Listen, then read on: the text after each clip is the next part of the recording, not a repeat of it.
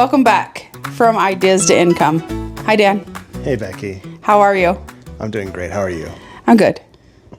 So excited to talk about painting nails and Oh, I'm so salon excited. stuff? Okay, so starting off this podcast, let's start by letting the audience know that this is outside my scope. So I have some NBA stuff to talk about, but I think you're gonna dominate the conversation here. I don't want to say that I'm better than you, but Well, at this topic, We found a topic that I'm finally, better. That you're better. All right. Well, we interviewed one of my favorite people. Yeah? Just a heads up. Yeah. She seems super nice. I really like her. She's the best.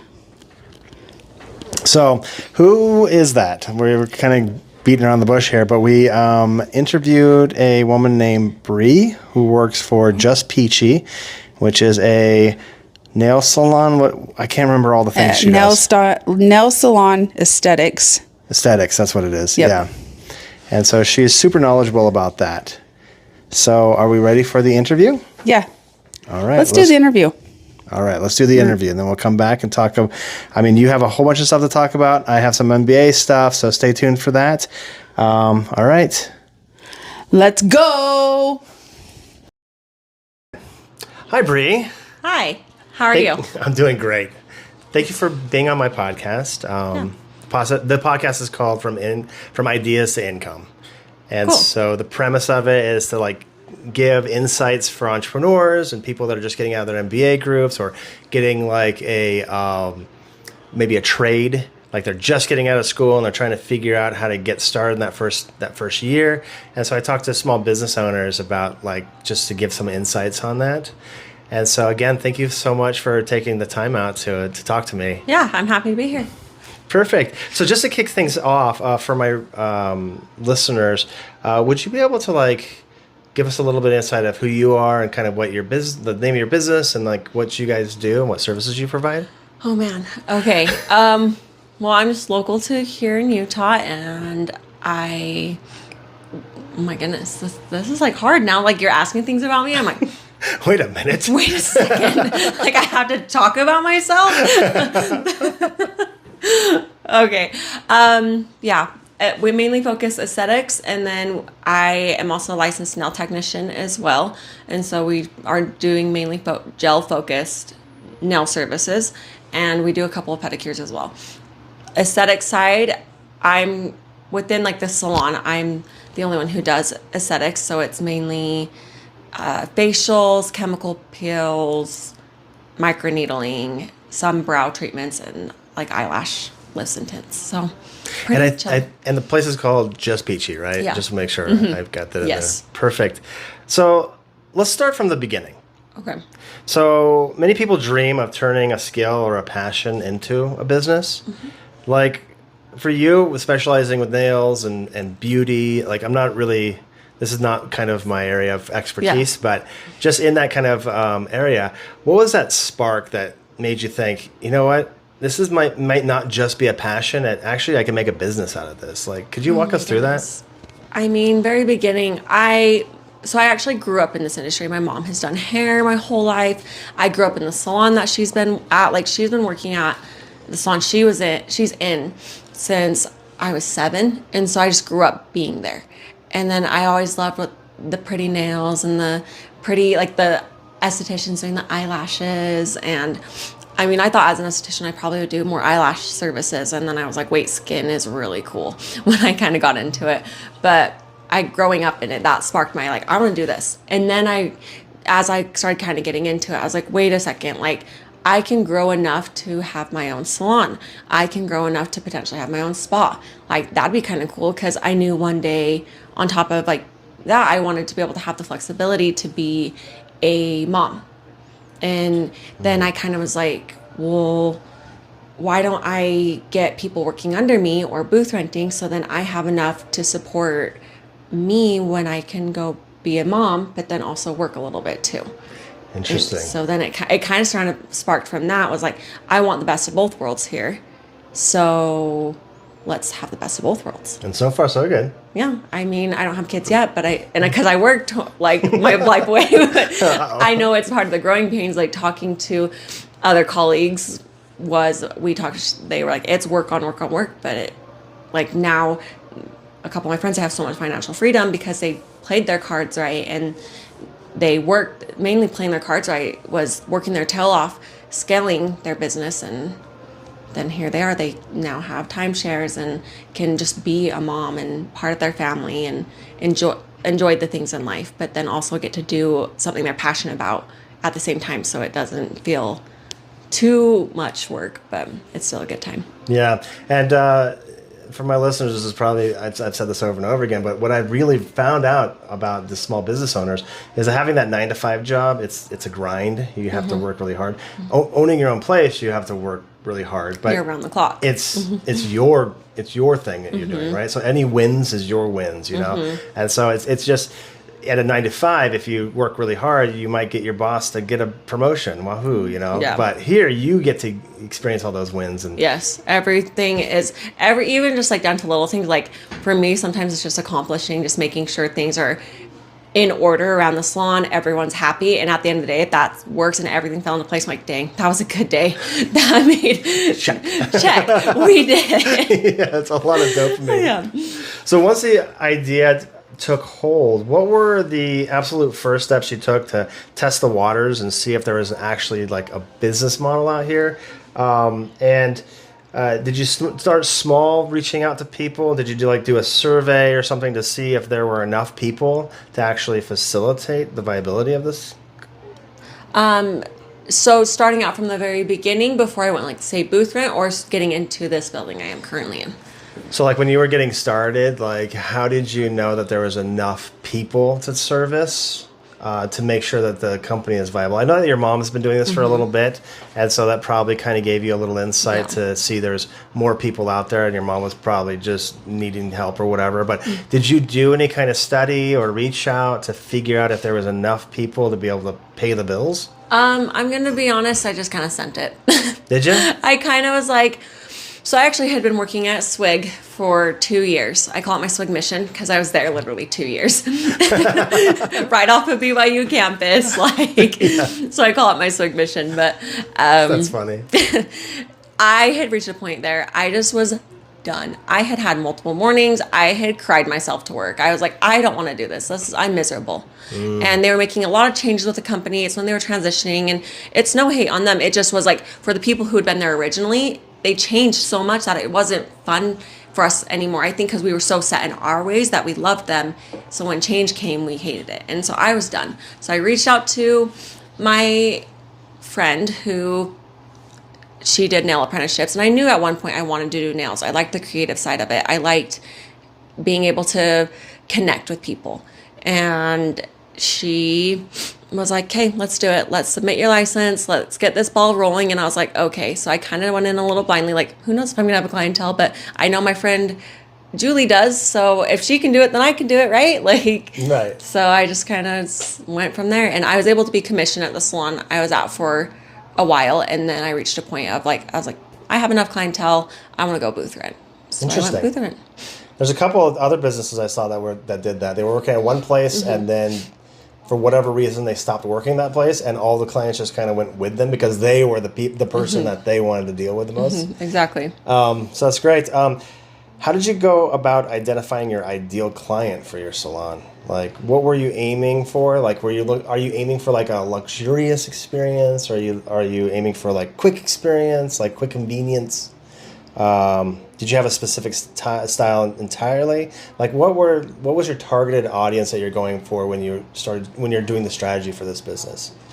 I think a little bit of luxury and a little bit of quick convenience, because not just for me personally, just kind of bringing someone in, but I don't want to get them out so fast that it was like, oh, okay, that was not enjoyable. So just kind of having like that and making it more enjoyable and giving a little bit more time makes the service better, and people have a better lasting experience, and it to me builds a better relationship, because beauty industry shouldn't just be, okay, wham bam, you're in and you're out. Like, let's get to know each other, let's create a relationship, because it's trust. Like, some of these services for some people can be nerve-wracking because they've had bad experiences, especially with a nail e-file. Like they've had bad experiences where it's just completely destroyed their natural nails and it hurts them like physically. And so to me, it was more like, I don't want to be rushing so much that I hurt them, but I don't want them to feel like they're here all day.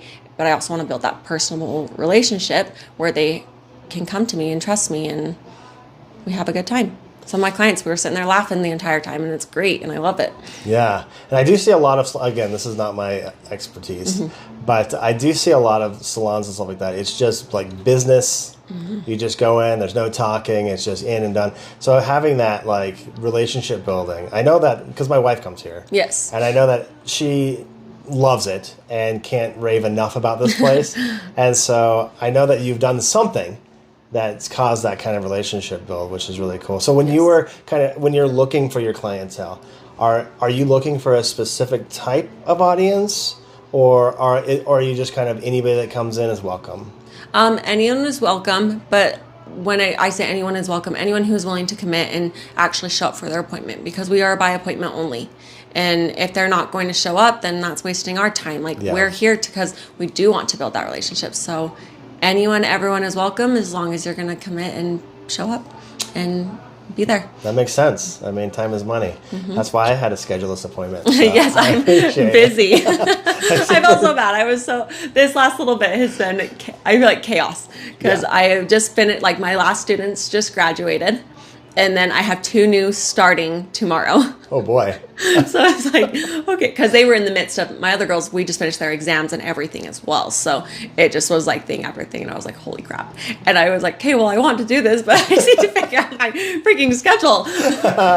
Super busy. That's a good sign that your business is doing pretty well, right? Yeah, rather busy than bored, right? Exactly, right?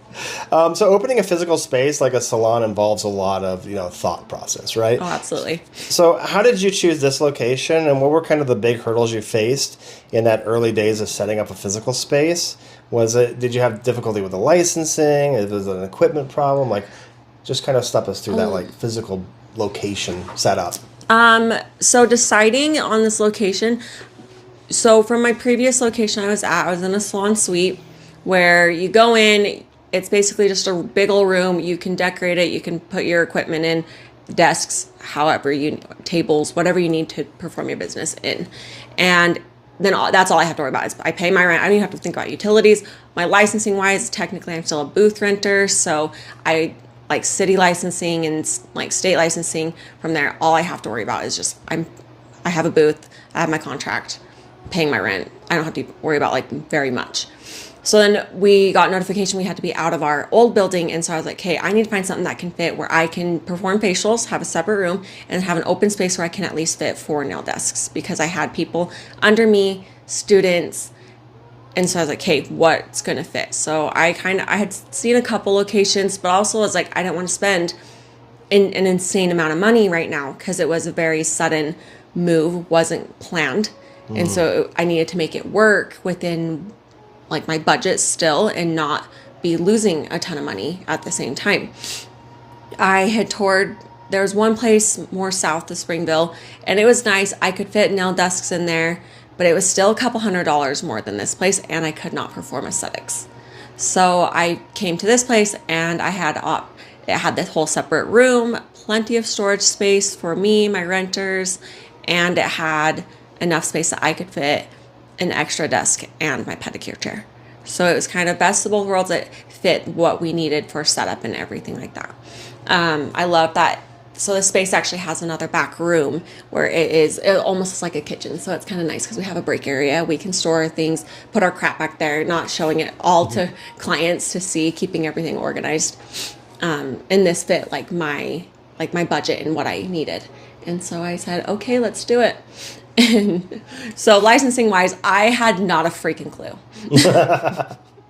So when I I called my boyfriend because he's a little Mr. Business. He was actually working for an engineering firm at the time. So he kind of knew how to do it and would help with like licensing and things like that.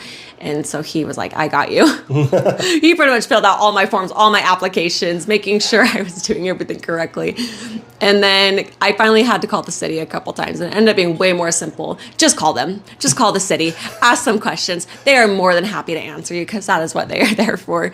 That's really good to know, especially as people start to get started, right? Yes. If you need a physical location, yes, call the city. Yes, there's more, like, compared to when I had just my booth renter's business license versus now I have, like, a full, like, here, I'm over the physical location, like, I'm the owner. It's definitely different from that. Like, there's more paperwork. Fees are a little more expensive. And this can vary from city to city. This was just for Springville City itself. So that's probably something to take in consideration as yes. well. Is like look at the cities around you, yes. see what lines up with those kind of fees and whatever yes. makes you. But I knew with my business, because I've been in Springville my whole career, I didn't want to leave Springville because especially what I want to do with aesthetics, I haven't seen a lot of estheticians doing what I want to do in Springville. So I'm trying to build that now. And interesting. I feel like, because my end goal is to eventually have a big spa where I can be doing facial treatments, laser treatments, like really skin focused, and then have maybe another location where it's just a big nail salon. Like I want to be able to, I'm going to go big, but it's baby steps.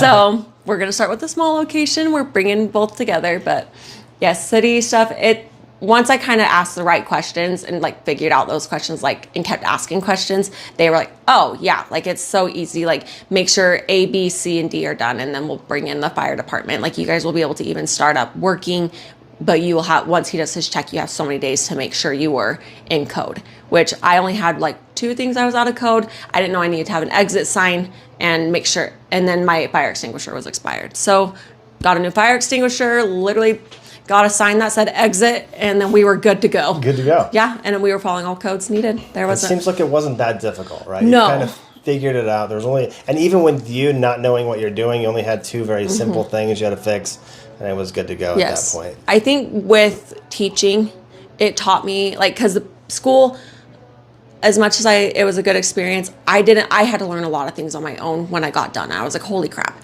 And so teaching, I've had to go over these things a million times. And so then it taught me a lot. I was like, okay, certain dust collectors for if we want to do acrylic, certain like to be up to health code, certain things like what is kind of required of health code, basic, and it's just basic OSHA like standard for health code of make sure your surfaces are clean, make sure you're using EPA disinfectants, make sure you're cleaning your tools to your state code. And so I've gone and learned all those laws and just implemented them here when I moved here. So where did you build your knowledge from? Do you use something to give you that information? Oh my gosh.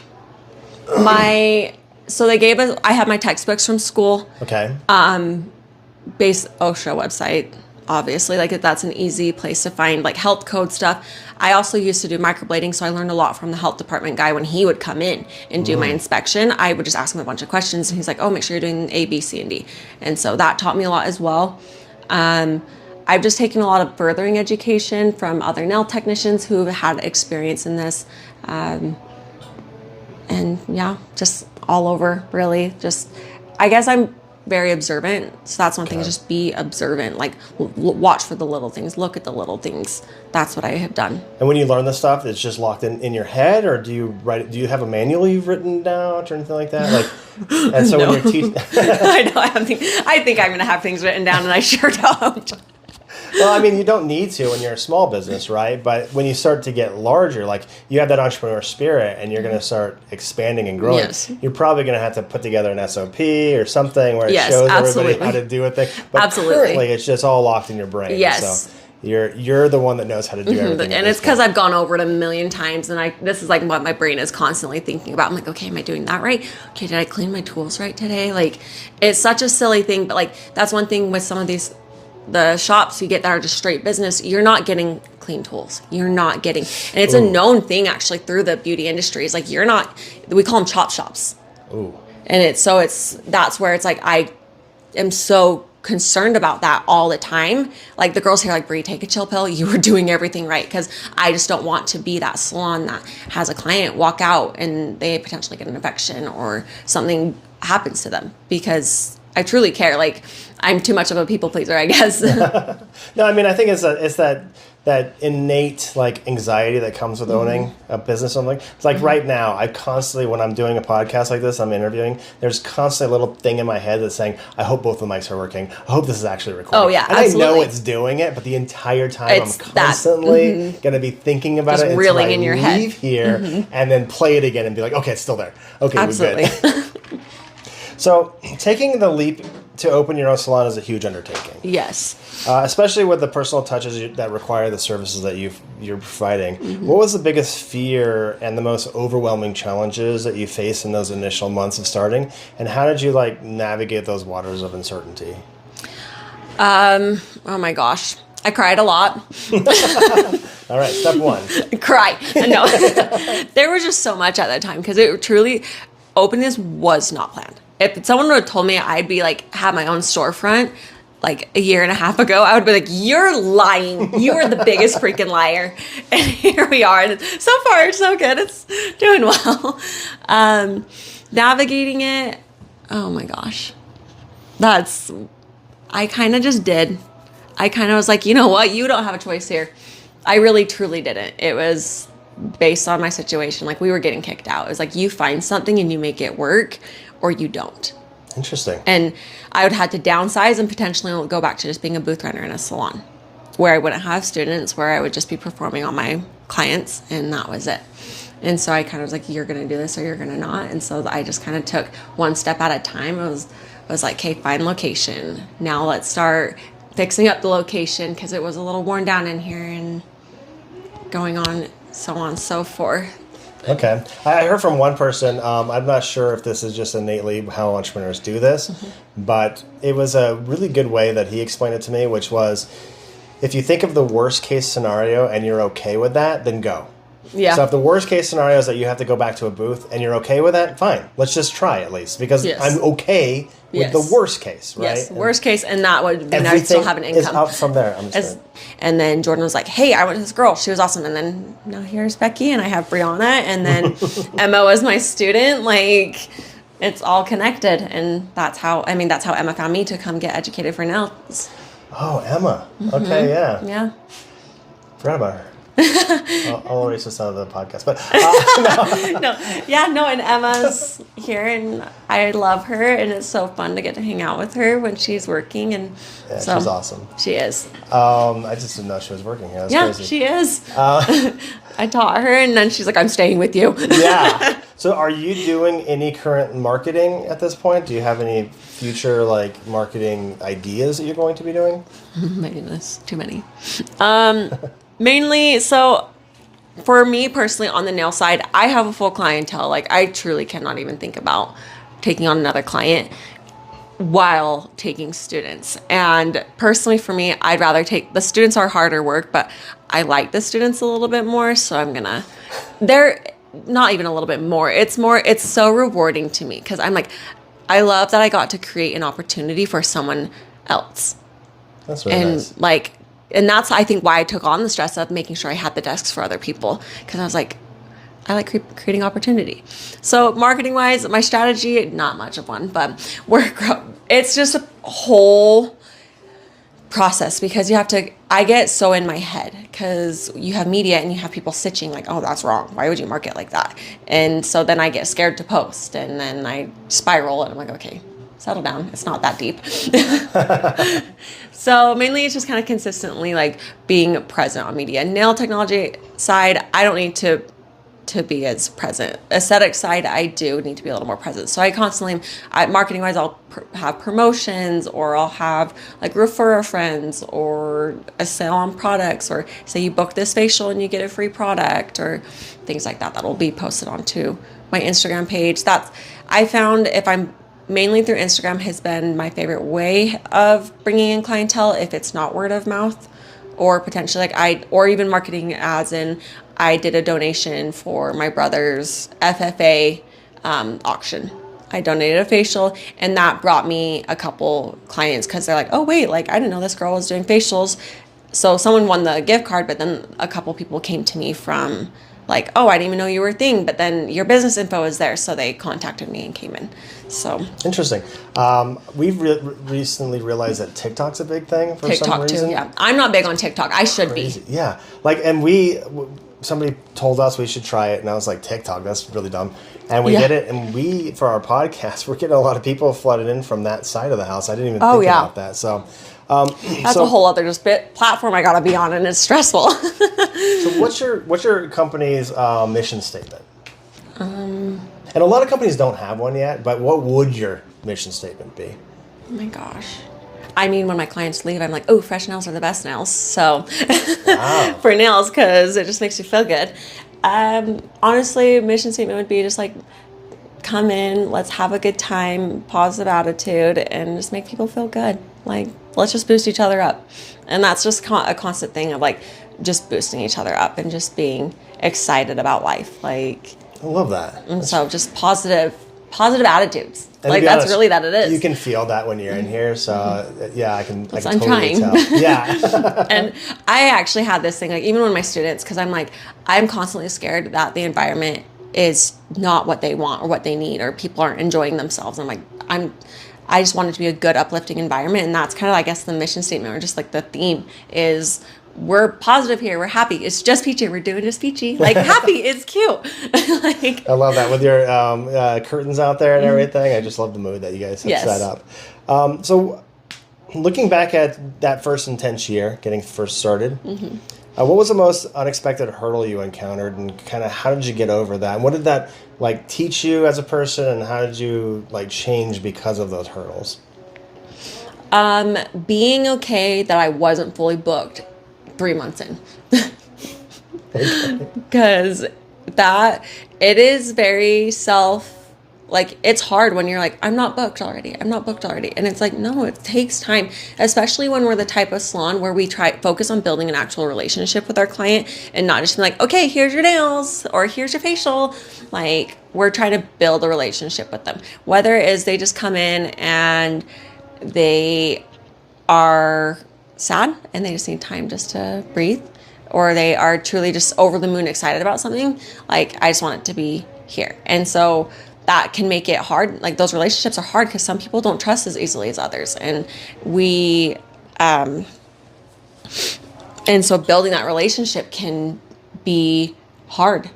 And so when you build that relationship, you build a better clientele, you build a committed clientele. And for me, that was big. And super important. Yeah. And so, yes, maybe it took me longer than other nail technicians to build my clientele. But if I look at my clientele would probably die for me. Like, they would die than rather go to someone else. And I am like, holy crap. Like, I can't believe, like, you love me that much. Like, I'm so grateful.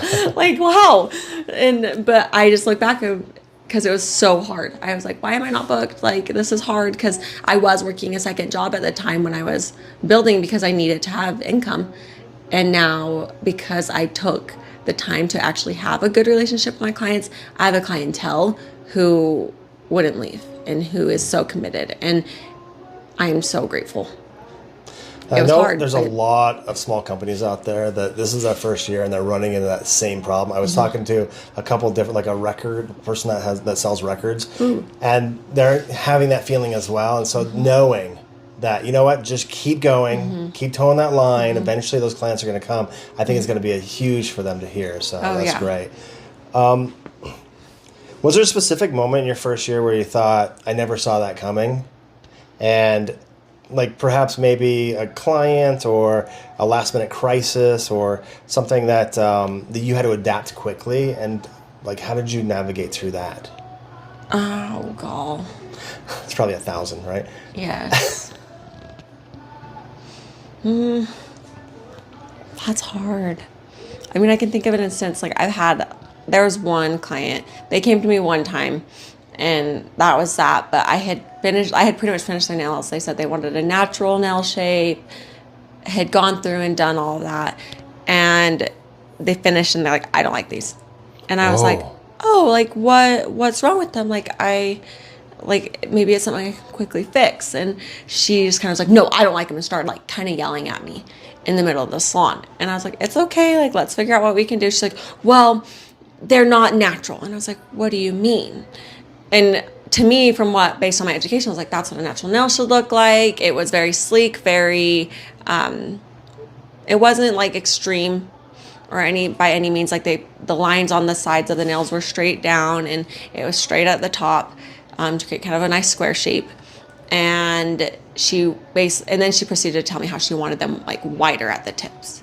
You already took the material away, right? And it was, all of it. Well, I had finished. I had put the glossy top coat and finished.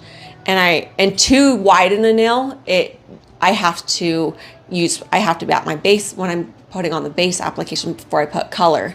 I have to widen it at that point and then shape it. And so it was one of those things, like I kind of was in that situation. I was like, I cannot fix it in this moment. I have another client in 10 minutes. And so I kind of told her, I was like, oh, I didn't realize like when you said natural, you meant wider. I did based off my education when you said natural nail, but if you would like, we can have you come back a little later. I do have another client in 10 minutes. And she got very mad and just like, no, like this is all wrong.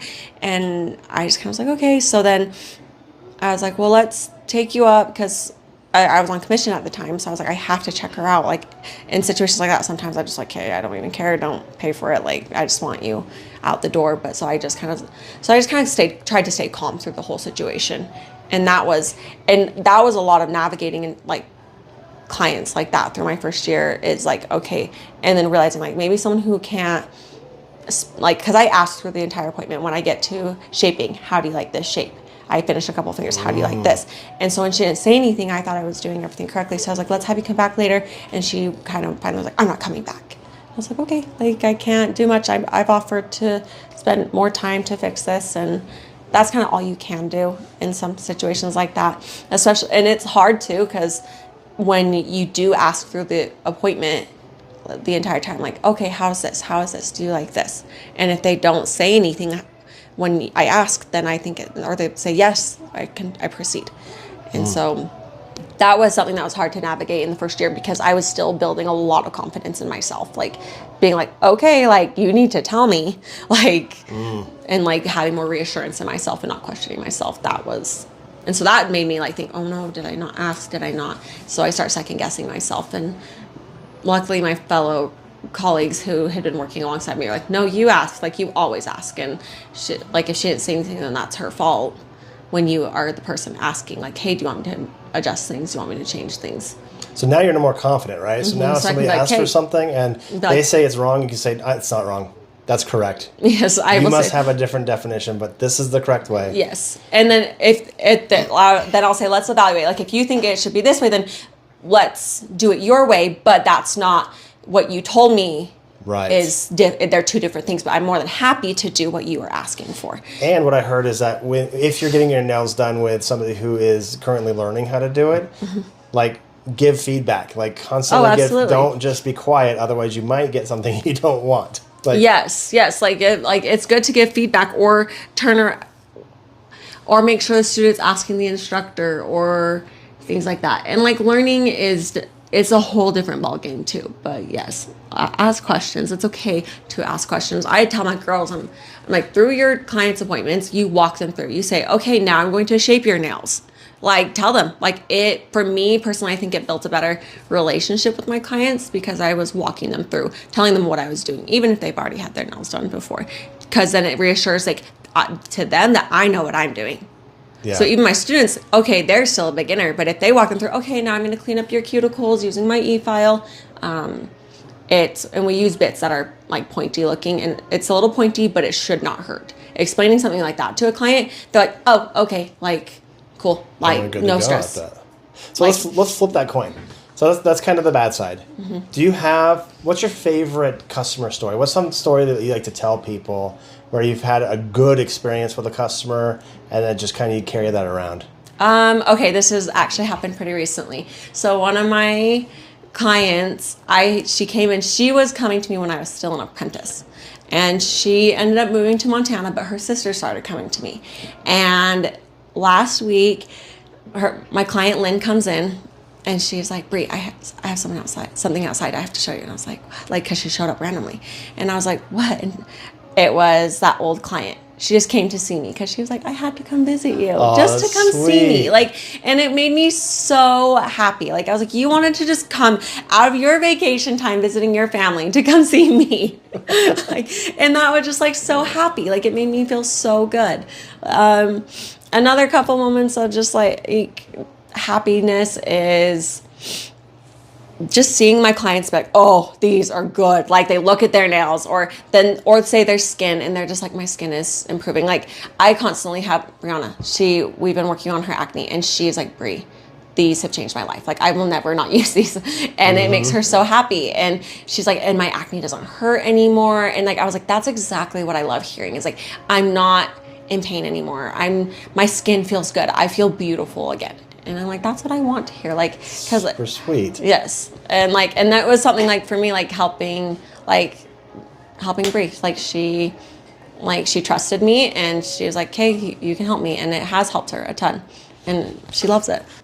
So if you were to go back to yourself on day one and you just opened the salon, what's one thing you would tell yourself to do differently so that way you could have avoided a headache? Oh my goodness. Just ask the questions. Like, ask questions. Like, that was honestly like a big one because like, especially with my licensing with the city, like, yeah, my boyfriend helped me with all of like the applications and permits and things, but then there were certain things I just was like so left in the dark. And if I would have just called and asked the questions, it would have been a lot smoother. Okay. Like, just ask questions. What are they going to say? No? Yeah. Oh, I can't answer that? Just answer. Just ask. And now we live in the world of AI, so you can even ask AI. Yeah, AI still wasn't much, like even like 8 months ago. So. Yeah, it's a big thing now. Yes. Just ask the question. What's your most critical piece of advice for an aspiring entrepreneur, regardless of the industry, who is currently in the thick of their first year of business? Give yourself grace because you started. Like, you did it. You started. Now just take a deep breath. It takes time because good things take time. Love it. So. You should put that on a shirt. Huh? Put that on a shirt. Okay. Good things take time. It's true though. So looking ahead, what's your bold vision for your salon in the next 5 years? Now you were talking about getting big, and I know a lot of entrepreneurs do this, me included, where when you start something and it starts to take a foothold, you're already 10 years ahead. You're like, I'm going to be in Vegas soon. Like, you're just like growing really big in your head. But like, what is your current bold idea that might surprise some of your customers that you want to do in the next few years? Oh my gosh, I feel like my clients aren't even surprised because they know I'm crazy. I would love to find a building. And there's two entrances. Entrance to a nail salon, and it's just filled with nail desks, has pedicure stations, and it's with nail techs, similar to me and what I'm already doing here of like more of a personable experience. And there's a nail salon. And then next door here is a health and wellness spa where we take care of skincare needs, even like, and do wellness as well. Like if you find, I'd love to have like a nurse practitioner or a doctor who could help do hormone therapy and help with like people's hormones, like making sure they're healthy. There's hair scans. Basically they take your hair, scan it, and it can tell you potential food sensitivities and things like that. Like, and then like have the wellness side, because our skin isn't just like things that can be going on with our skin. It isn't always just external. There are times it can be internal things like our hormones, our gut health, or things like that. And so many estheticians have proven that. And I would love to just have something like that, and where we have the big modalities such as lasers and different microneedling devices. And now I'm nerding out, but there's lots of, being able to have all of that, but create. And then here's like your one-stop area of like, here's your nail salon, go get your nails done. Now come over here and let's get a relaxing facial. But I do want them to kind of be a little more separated because the nail salon can get wild. Like honestly, in here we talk our heads off and we go crazy. So facials usually, my relaxing facials are usually planned around when I know people aren't going to be here, so I can keep it a little more quiet. But then if it's a chemical peel or microneedling, it's not. Those aren't as calming of treatments, and we can have a little bit of background noise, but definitely have that. That is the ultimate goal. Interesting. And you obviously want to keep the same clientele because they're already kind of loving you and you know, Oh, yeah. they're sunk in. So you probably want to build that somewhere near here. Right? Yes. So that'd be an interesting, like trying to find that location Yes. to get started. Yes. I mean, I have ideas in my head of like, and I've seen a couple locations where I'm like, okay, like this is potential. But I mean, that's still a little ways down the road. So what's one common misconception people have about running a nail salon or a beauty service? That chop shops are the normal. How do you avoid that? Like, I don't know much about this world, but like for my listeners that do get their nails done, how do you know what are some kind of tells that tell you that you need to get out of there? If they don't make you feel valued, like if you can tell their tools are dirty, like you're questioning, are these clean? You should never have that question in your head. Are those tools they're using on me? Have they been used on someone else and not cleaned in between? That is like a big one for me. Like and it's the root of so many nail infections, so many things. Is my nail technician well educated? A lot of the time in some of these chop shops, they actually don't even have a license. And they just are so busy on focusing on getting it in and out. They don't care about the integrity of your nail or your. So that's like maybe just like one beauty industry misconception. And what's hard too is sometimes you'll go to these shops and they will get you wham bam in and out. You'll get the art, you'll get the glitter, and then base price is like $20, but now it's $120 because every little thing they do is an add-on. And so then people are like, I don't want to spend that much money on my nails. When in reality, like you come to someone who kind of is there to create a more personal experience, not get you in and out, and they're the same price. And some people are like, I don't want to pay that. But why is it a misconception that like you'd rather pay, you'll pay the people at the chop shop, but not the people who care about having clean tools? So that is a very misconception with people like kind of pay for what you get for it, right? Like it's a little bit more expensive to get non-chop shop, but you get much better nails, no infections, and probably a better a longer quality. Lasting. Yeah, usually they're lasting. I have people when they've had moments where they can't get in, they've gone 5 weeks or more. I had someone actually who just had gone 10 weeks, no lifting, no broken nails. Yeah, and even when they're like bad with their nails, like Becky, I'm not going to say. she broke a nail a couple of days ago. Yes, okay, but that is the first time she's broke one. I know, but long. Even then, it was just like in and out, and you had it repaired, and it looks great. So yeah, I mean, but it wasn't like in and out of like, oh my gosh, that took way too fast. That was way too fast. Like that stressed you out too fast. No, she broke her nail doing something she shouldn't be doing. So anyway, she's using it as a tool. Nails are jewels, not tools. Love that. So the first year of business is really demanding. What's something that maybe my audience can emulate? What's something that you do on a daily that keeps you motivated, keeps you moving, and keeps you through the day, getting through the day? Caffeine. No, I'm kidding. A lot of people say that. I have mine. Yes, I know. I've been trying to do electrolytes first before caffeine. Let's not spike my cortisol first thing in the morning.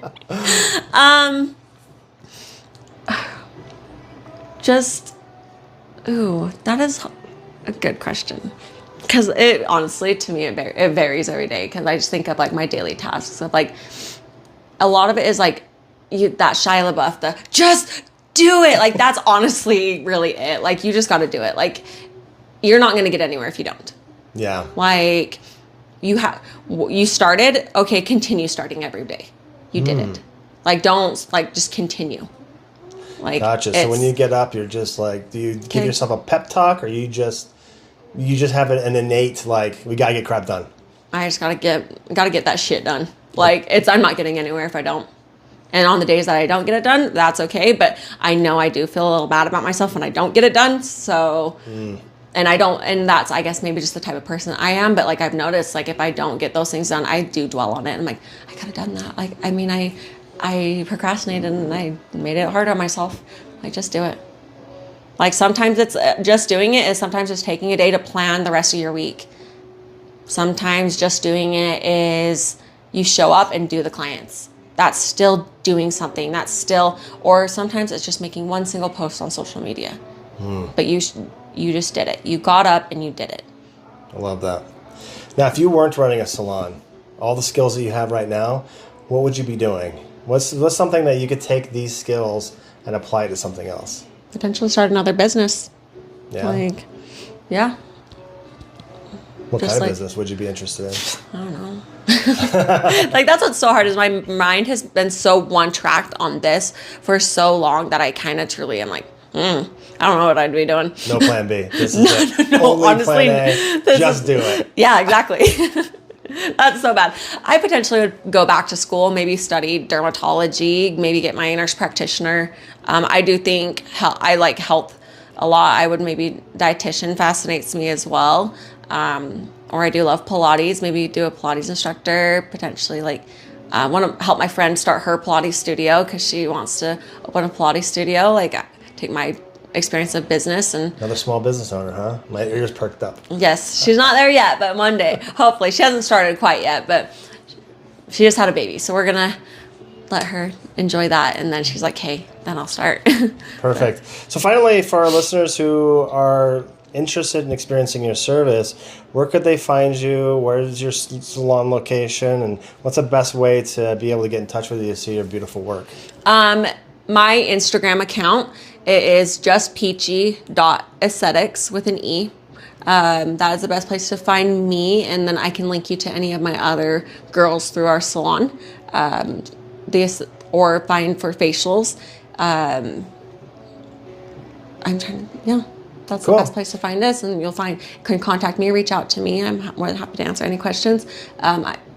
You guys can ask about nails. I have girls here who are doing nails, and I have new students starting, so they're going to need clients as well who are okay with being worked on by a student. I watch over all of their work, and so if they have a question, once they reach a certain point in their apprenticeship, I'm not watching as closely because they should be up to a certain speed, but if they need me, I'm always readily available. Perfect. Thank you for your time. Yes, of course. I really Sorry, I enjoyed shot your ear off. No, but you're perfect. Thank you so much. Yes, have a great of course. day.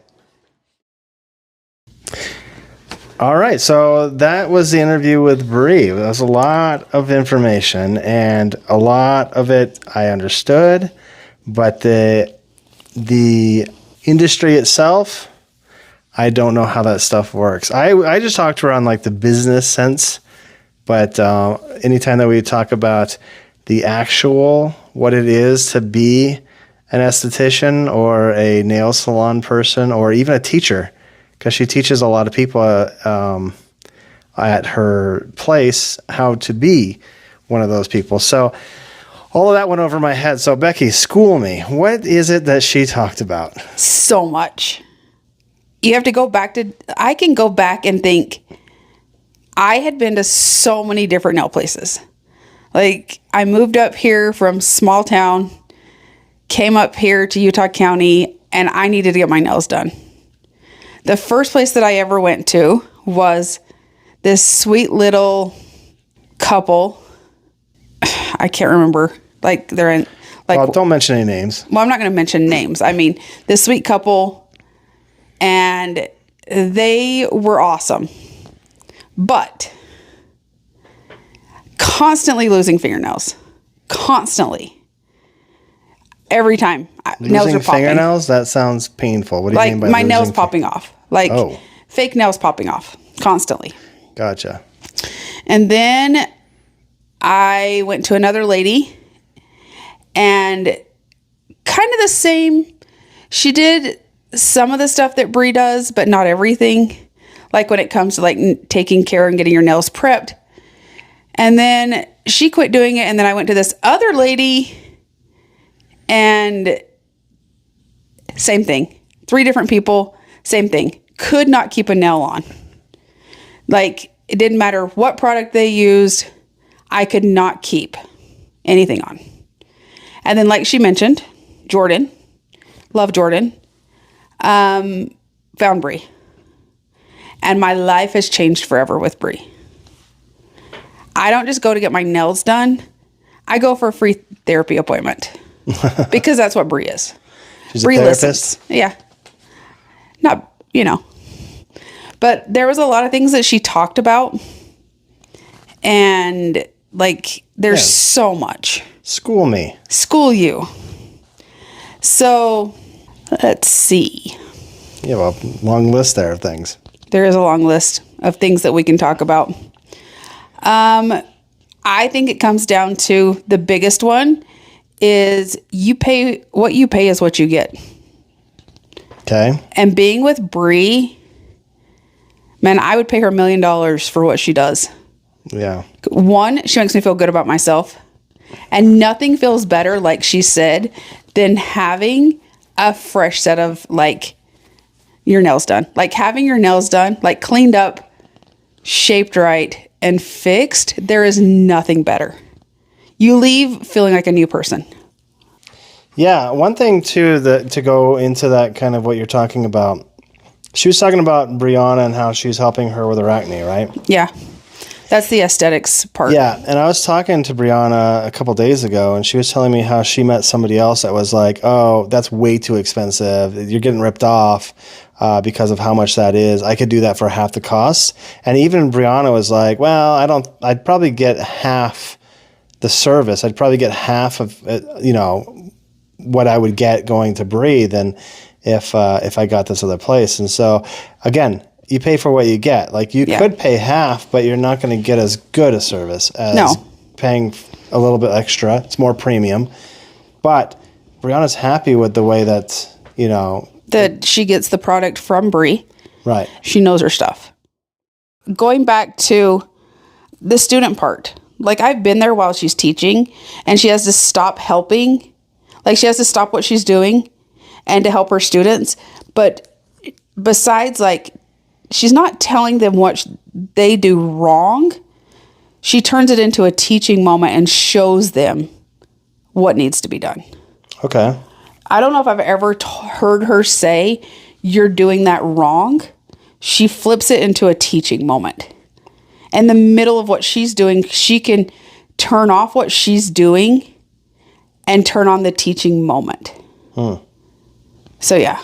I mean, I've had, a few people that I know that have went through as Brie as their teacher. And me and Brianna have We know Emma. We know Emma. There's Allie that's doing it right now. Brianna and I have this thing where we always tell the ones that are going through school that we love you to death, but we will never let anybody touch our nails but Brie. Nothing against you, no hard feelings, but Brie's the person, and we won't let anybody else do our nails but Brie. Okay. Yeah. Well, let's not turn that off for everybody. Like, I mean, it seems like it's a personal opinion. I know, but I think the students do fine. They do. The students do amazing because of who they're learning from. Right. So maybe you should give the students a shot. Well, I'll let them do pedicures. There you go. Just not my fingernails. Okay. I mean, maybe they'll surprise you. You don't know. They could. They could really surprise me. What else is on your giant list of industry I don't understand? Things that you wouldn't get. Like what? Just kidding. One of the big ones is speaking up during your nail appointment. I always tease Brie. Brie and I have this running thing where I pick a color, but when you put it under the UV lights for it to dry, like to harden or do whatever, the magic that it does a different color. And I will look in there and I'll look at Brie dead in the face. And sometimes there's been like a full salon and I'll be like, Brie, I hate this. And this is not the color I picked. And people are like, what the heck is happening? But it's a running joke that Brie and I have because I feel like I can tease her and say, because when she says, what do you think? I will honestly tell her what you think. I'm not afraid to tell her that. And that comes back to communication. When you sit down, it doesn't matter who your nail tech is. It could be anyone, any of the students. You have to communicate from the beginning. What style you want, what color you want, what design you want. But even then, listening to what Brie was saying, there could be a problem with definition. Like, you go in and say, I want this style. Mm-hmm. And she goes with what the definition of that style is. But exactly. if that's not what you're thinking, if you're like, oh, I meant this other thing, you need to speak up. Yeah. You can't just let it all the way to the end and then complain that they did it wrong, because they're doing it to the book. You just didn't understand what you asked for and didn't stop them. Well, and it's not like she does everything, you know. She does one nail at a time. And you can see what she's doing. Like, Okay. when she files it. Let's start with filing. I prefer square. That's what I think Brianna's are an almond shape. Okay. And so that's the two different styles. I mean, there's so many different styles. But going in, if you see her doing a style that you don't like, or any nail tech that does your nails, and they're doing a style, but you can see what they're doing and be like, I just don't understand why you don't stop them at like nail 1 and 2 instead of letting them get all 10 done and then be like, I hate that.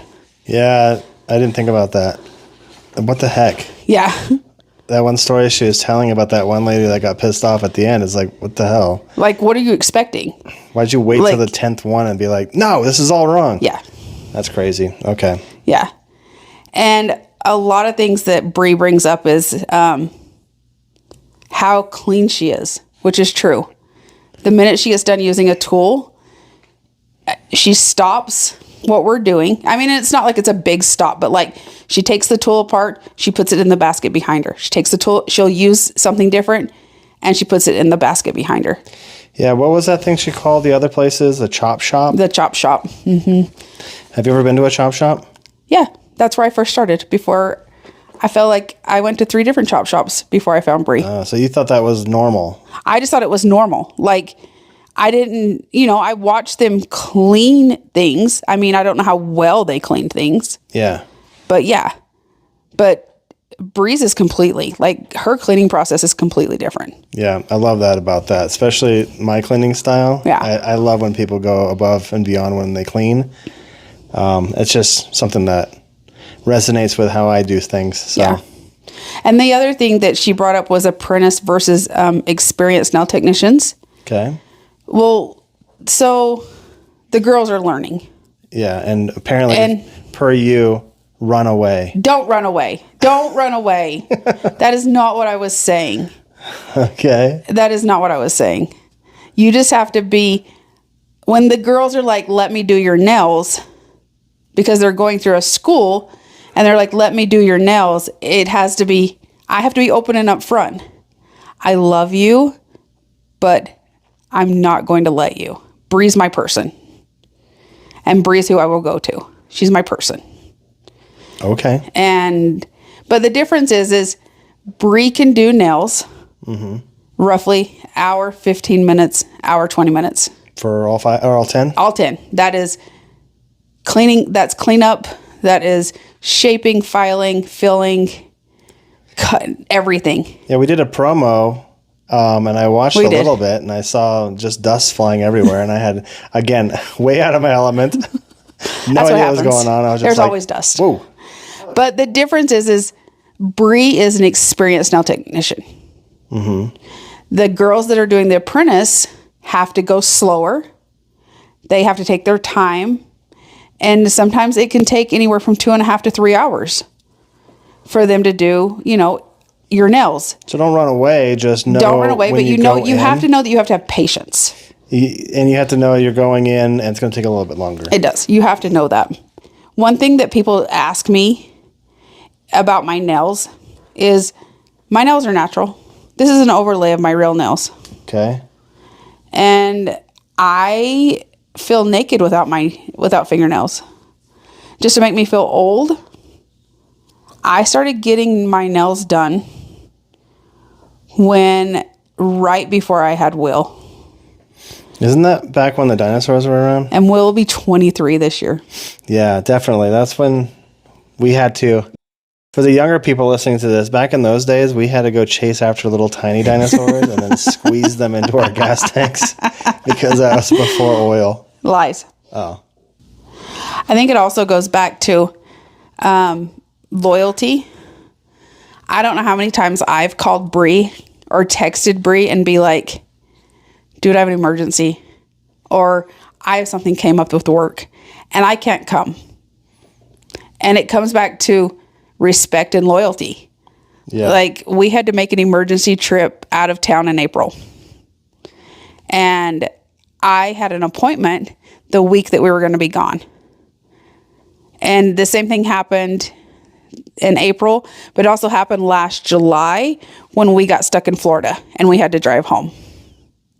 And I texted Brie and I told her what was happening both times. And she was able to rearrange it to get me in after I got back. But that's not normal and the reason that you have to do that stuff is obviously she's super busy. Yeah. Like she's doing the business and she's teaching and she's pretty much the sole person doing all the work there.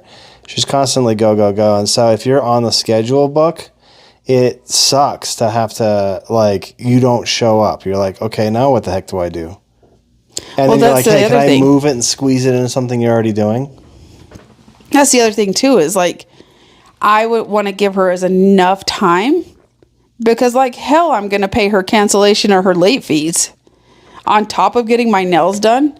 I love Brie, but I'm not about being disrespectful to her. Yeah. She seems pretty cool. She is. But yeah, so, I mean, those are things that I've hit on. And it goes back to the other. Brianna has done the other with her, the esthetician side. Like getting her brows done. Something I'd like to try. Like she does all of like the facials and stuff, which none of that I've done. But, you know, I've heard good things because Brie is amazing. And I know that when she was going to school for all of it, that it was a lot, but she didn't stop what she was doing. She was still doing nails, going to school. Yeah, she doesn't seem like somebody that just kind of rests on her laurels. She's kind of move. She is. Yeah, and I think that's what it takes to run a business like that. It really does. It's just go, go, go. And I think that's all small businesses is just go, go, go. I mean, doing this podcast, we're constantly rushing. I'm constantly promoting. There's a lot of stuff that goes into this. The other side business I'm doing, it's constant. It does. Move. It's just go, go, go. I don't think it matters. I don't think it matters what you do. It's a go, go, go. Yeah, I agree. But just so that you're aware, and whoever's listening, Brie's nail shop, Just Peachy and Aesthetics, is amazing. We can get you the information. It'll be in the description. I mean, Brie, like she said, she's not taking on new clients, but whenever you hear this podcast, just know that there's openings throughout the shop, and the girls have been taught by the one and only, so that makes them as amazing as she is. Yeah. Yeah, definitely look in the description and give her a call, especially if you have nails and especially if you have nails that you want painted. Yeah. Well, and going back to the I never break nails, and the one time that I bumped it. I don't know what happened. It was called domestic violence. Lies. Okay. But I bumped it. I knocked a nail off, and I got a hold of Brie, and she told me because she loves me. She came in at 7:30 that morning for me. And yeah, don't expect that. Don't expect that because she only loves me. Yeah. But whatever. Okay. Is this humble brag time? Go ahead. But yeah, I'm going to say she's the best. Probably the best that I've had. And she's awesome. Awesome. She is an unpaid therapist. An unpaid therapist? An unpaid therapist. Okay. I know that you guys have a lot of fun in there, but we do. But the funny thing to turn around is I can say something to Brianna. Yeah. You can say something to Brianna. I can say something to Brie about Brianna. And about half the time, she will listen to Brie over us. What? She does that. Because I'll say something to Brie and she'll be like, I'll talk to Brianna about that. And then Brianna will do it. It's crazy. Because see, Brie is an unpaid therapist. Is that a extra fee? It should be. It should be an extra fee for her to be a therapist because she is amazing at what she does. Wow. Yeah. Well, maybe we should have Brie, regardless of when Brianna goes in there. Brie says, hey, clean your room when you get home. Yeah. So, yeah. But now, teach me. MBA, teach me. MBA, you ready for it? I'm ready. Okay. Then, like I said, I wasn't a huge expert in that industry, but there is something that really stood out to me, and that was differentiation. You know what you should do? What should I do? You should go get a manicure. Right now? Yeah, you should call Brie up and get on her really schedule late to do and that? have her do a manicure. Right now? And she'll make your hands all, your nails perfect. She'll clean them up. Yeah. I'll get all Then the you guys. could be a little bit of an I expert. think I'll get all the guys. And Yeah. Sweet. Men go and get pedicures too. Yeah? Yeah. I don't think that'll ever happen. But just to put it out there, men get manicures and men get pedicures. Yeah. And that's things that they do. I wonder if we play our cards right, we can have a ton of dudes show up at our place. That would be awesome. Yeah. And they can all be peachy. Just peachy. Yeah, they can all be just peachy. Sorry, off subject. All right. Maybe you should turn your mic off for a second. I have lots to say here. Don't snore. Don't snore. Especially Just kidding. I have questions at the end of this, so you gotta pay attention. I always pay attention. All right, so today we're going to dive into something that will, I feel, literally either make or break a business career, and that is the differentiation strategy. And that's what I got from talking to Brie, and so I wrote it all up here. But first, let me ask you something that might make you uncomfortable. What makes you different from everybody else doing your job? Different? Yeah. I care. I have a heart and I care about people. So everybody, all your coworkers don't care? Sometimes I feel that way. Okay. Like a person calls in with a problem and later I sit and think about that person and be like, oh, I surely hope they got helped. Or, man, that was a difficult situation. So yeah, I don't know. I care. Maybe I care too much. Well, a lot of people can't answer that question so quickly. A lot of people don't know what's different about what they do. They're just kind of one of the cogs in the system. Their business is one of the businesses in the system. And I just want those kind of people to know that they're not alone. And that's kind of the problem that I want to solve today for those people that are just kind of like, I don't know. I'm just doing my business and not really thinking about it. So let me tell you about Blockbuster. Back in 2004, they had a chance to buy Netflix. I don't know if you know this or not, but they had a chance to buy Netflix for $50 million. And you know how big Netflix is now? Netflix is huge. Yeah. And they had a chance. Blockbuster had a chance to buy them in 2004. But they laughed Netflix out of the room. And why did they do that? Well, it was because Blockbuster thought that they were the movie rental business. They were the top of the top. And Netflix knew that they were in the entertainment convenience business, but they were the only one of the two that saw differentiation. Blockbuster thought that they were the cream of the crop. They were the top dog. They rented movies. And what happened? They went under.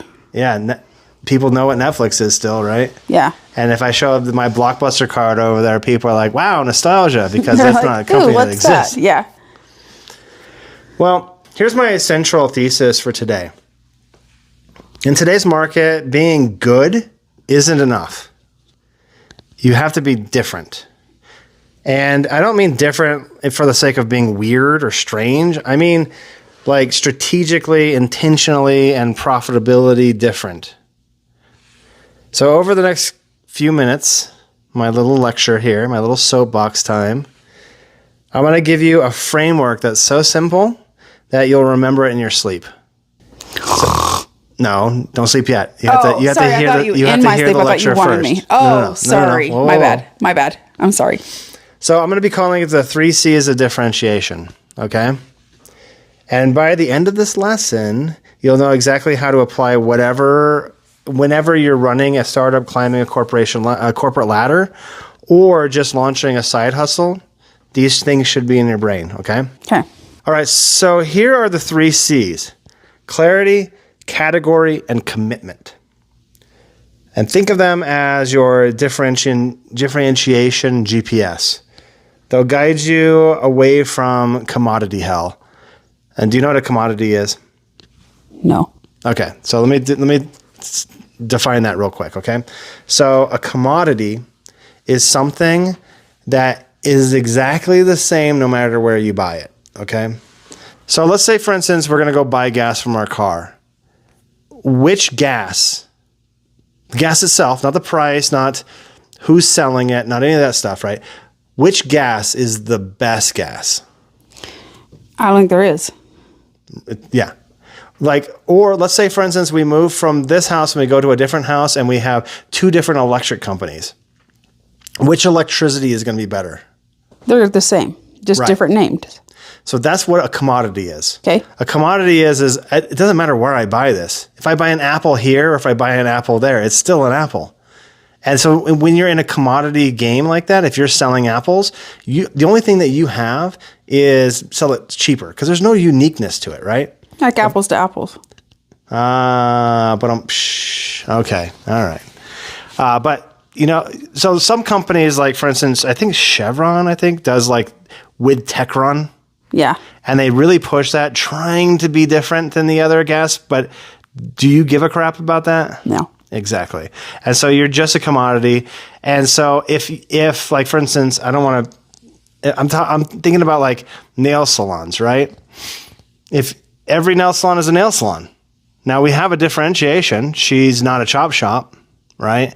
Thank goodness. For the layman that's just looking at her shop, a nail shop is a nail shop is a nail shop. I can get my nails done any which way, right? From any place. It's kind of like getting a tailor. If I don't know the tailors and they don't have any specific differentiation from any other tailor, a tailor is a tailor is a tailor, right? And so what I'm trying to do here is I'm trying to, if you use these 3 C's, you can avoid this commodity. Okay. I call it commodity hell because it's really hard to get out of commodity land. So the first C is clarity. So clarity means that you can explain what you do different in one sentence that a 12-year-old would understand. So let me give you an example. You know who Apple is? Yes. Of course you do. Boo. Apple says, we make technology beautiful and innovative. And that's it. Not, we make computers with superior processing power that enhance user interfaces. Just beautiful and intuitive. That's all they say. Very simple, but it tells you how they differentiate from other companies. Now, here's a more complex example from a B2B world. Slack. Have you ever used Slack? I hate Slack. Okay, well, let's pretend that you like Slack, okay? I mean, using Slack and using something else is completely different. When they first launched, they didn't say we're just another messaging platform. They said we make work communications feel less like work. And boom, that was a clear differentiation in a crowded market. Because there's a lot of different places that do that kind of thing, right? Yeah. And so clarity is, what are you different than everybody else, okay? So here's a question for you to chew on. If you had to explain your value proposition to someone at a cocktail party after they've had 3 drinks and have to remember it, what would you say? And I'm kind of asking the audience here, but like, if you're thinking about your business or you're thinking about what you do at work, right? How do you make it different? How would you explain your value to someone who's been drinking a little bit and have them remember it? It's got to be very simple. It's got to be very quick, and you've got to know this. So if you're running a business, you need to think about that. You need to think about what makes you different that you can explain. Most people fail the cocktail test. That's what I'm calling it, because they try to be everything to everyone. Like McDonald's doesn't say we serve food. They say I'm loving it. And so the clarity rule for C is going to be, if you confuse, you lose. So if you fall in the market of they don't know what you do, they can't really tell your value, or aren't you just like the same guy next door? I can get my oil change here and I can get it changed over there. What makes you different? Well, it comes down to value. Right. Like Brie put her value in stuff.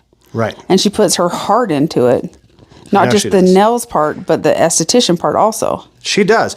But I'm not picking on Brie here. I'm just saying, like, if we want to say Brie stuff, right? Yeah. And she's going to go market, she's going to need to market what makes her different.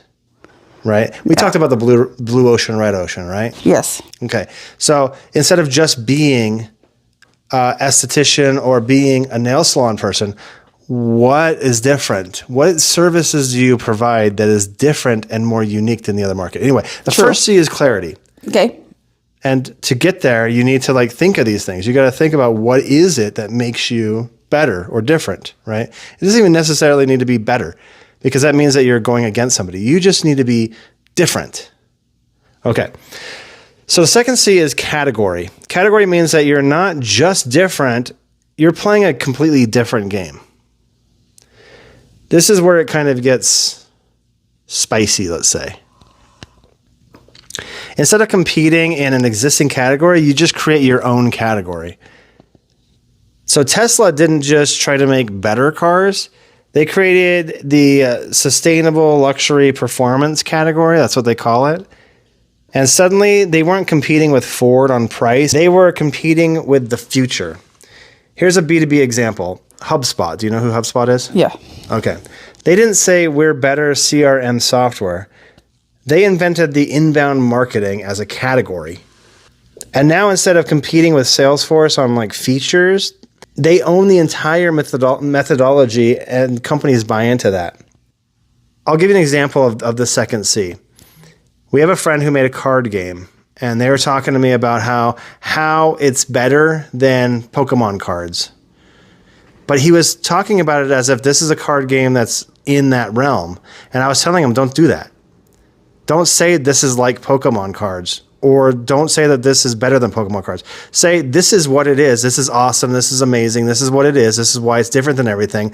And if people want to try to compare it to Pokemon cards, they can, but you don't want to do that. You're in a whole different world. You've made a whole different thing. Otherwise, you're just a competition to Pokemon cards.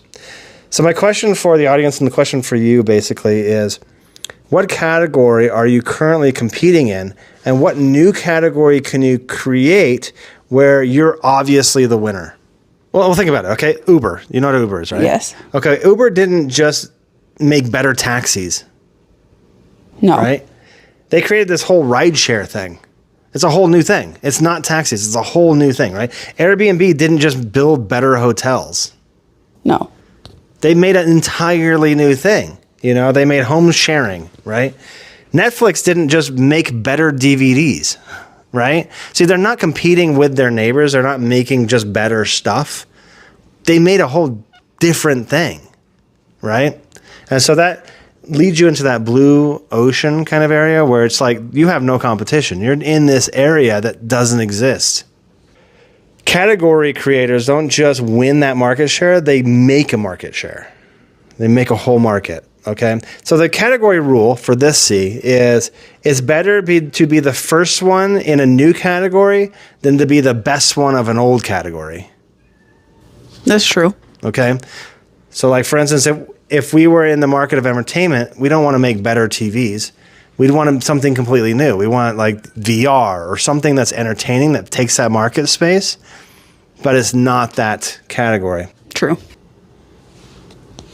Okay, so the third C is commitment. Commitment means that you're willing to say no to customers who don't fit your differentiation. Okay? So this is where most businesses chicken out. They think differentiation means that appealing to everybody, but that's wrong. True differentiation means that people won't like you, and that's perfect. So I'll give you an example. Southwest Airlines, you know who that is? Yes. Okay. Southwest Airlines, they were the low-cost, no-frills, point-to-point airline. And they said no to assigned seating. They said no to meals. They said no to first class. And some passengers hated that. But Southwest became the most profitable airline in history. Here's a SaaS example. So there's a company called Basecamp. And they could have added millions of features to compete with massive project management platforms, but instead they committed to simplicity.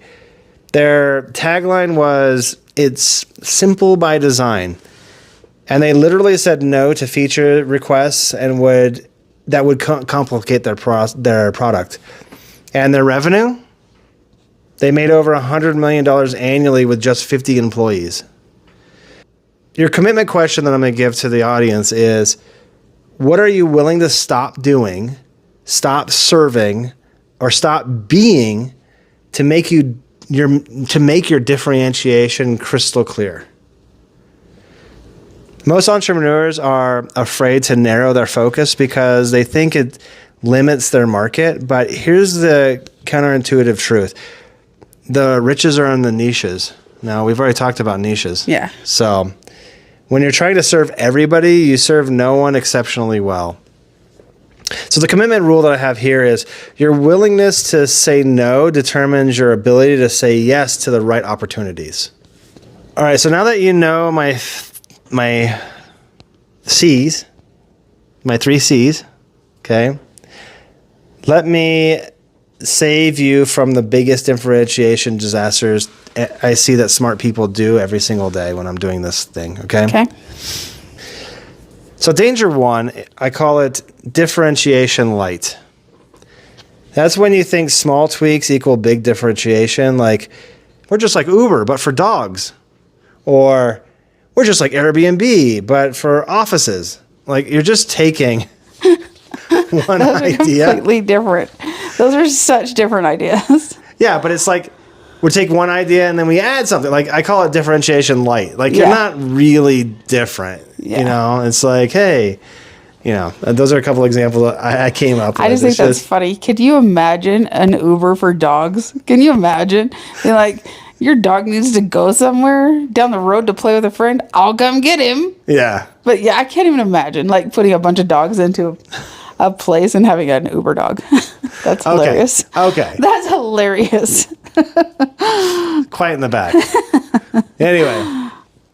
So I'll give you an example, okay? A real world example instead of dogs and Uber, okay? So remember Google Plus? Yeah. Do you remember that? No, Did you ever use Google Plus? I don't remember. Okay, Google Plus was Google. They saw Facebook getting big, and they said, hey, we could do that. We're going to do social media, but with circles instead of squares. Like everything they did was in circles. Yeah. And they had slight variations, but guess what? It was a massive failure. And why? It's because 10% of different isn't differentiation. It's like imitation, but with extra steps. So the test here is if your differentiation that you've created in your company can be copied by somebody else in 30 days, it's not differentiation. It's a feature. Danger 2, the mismatch is what I call it. This happens when your differentiation doesn't match what your market actually values. So you're solving the wrong problem beautifully. Here's a cautionary tale. So do you know Quilby? I think that was called Quibi. That's what it was. Do you remember Quibi at all? No. Okay, so that company, they raised $1.75 billion to create what they called a premium short-form content for mobile. And their differentiation was crystal clear. The problem, nobody wanted premium short-form content enough to pay for it. And so they had a great execution of a strategy that nobody cared about. So in this mismatch rule, your differentiation must be valuable to your customer and not just interesting to you. Yeah. Does that make sense? Yeah. Different is better. Different is better, but like different needs to be something that people want. You can't just like, oh, let's sell TVs and compete with the TV market. I have an idea. Let's sell pink TVs. And that's our whole thing. It's just like, we sell pink TVs. And nobody wants a pink TV. You're different. Yeah. You've made differentiation-ish. But what I'm trying to get here is that if you try to do something really cool and awesome, but nobody wants it, it's a danger that I call mismatch that I see people do a lot. So danger 3 is the imitator trap is what I call it. This is the most common trap that I see. It's just copying someone else's differentiation strategy. And it's like, well, Apple focuses on design, so maybe we should too. And here's where it fails that I found. It's by the time that you notice someone's differentiation is working and you start to catch up to them, the market tends to move away from that thing. And then you're always playing catch up to what the next thing they're making is. And I'll kind of give an example of this. So remember when every smartphone was trying to copy iPhone's home button? Yeah, Right? I remember. Well, by the time other companies had perfected that home button to make it just like Apple, Apple already moved to Face ID. They moved on. And so now all these companies have caught up to the thing that they loved Apple for, but Apple doesn't do it anymore. And so now you have to do a Face ID, and you're always trying to catch up to them. And the followers were just optimizing for yesterday's game. So listen, differentiation isn't about getting better. It's about being different in ways that matter. And you can't be authentically different by copying somebody else's authenticity. My imitator's rule I put in here is just, if you're following somebody else's differentiation playbook, you've already lost. If you're just always catching up to somebody, just get out of the game.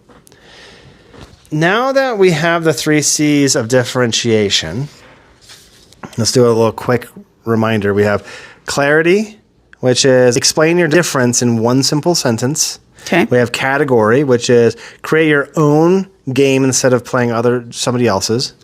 And we have commitment, which is say no to everything that dilutes your differentiation. But here's your single most powerful takeaway, I feel, is that differentiation isn't a marketing tactic, it's a business strategy. It affects how you hire, what products you're going to build, which customers you're going to serve, how you're going to spend your time, what kind of meetings you're going to have set up, just everything. It's just going to affect all of what your business does if you have that strategy in place. So here's my challenge for you. Look at your current role or your business or your side hustle or whatever the heck you want to call it. Just look at the thing that you care about the most that you want to make better. And ask yourself these 3 questions, okay? Can you explain your unique value in one sentence? Are you competing in somebody else's category, or are you creating your own? And what are you willing to stop doing to become more focused in your specific thing, your uniqueness? So think about those questions this week. Okay. Better yet, let's answer them. Send me answers on LinkedIn, Instagram, Facebook, YouTube, Spotify, wherever we're doing this, wherever you guys heard this podcast. Answer that. We read every message, so send them in. We would like to hear from you guys. How are you doing these 3 things? Wondering minds want to know things. Well, okay. I'm a mind that wants to know how people do things. I want to know how people think differently than you and I. But here's not just that. Other people listen to this podcast and other people read the comments. And so other people are going to see people answering these questions and it's going to help them. The whole purpose of this podcast is to teach people and help people become either good at being an entrepreneur or getting their business up or getting their business better or whatever, right? So with that, thanks for hanging out. I love hanging out with you. Thank you. You're my favorite. Okay. Have you been drinking again? Okay. See you guys. Wow. Why do you think I'm always drinking when I would say you're my favorite?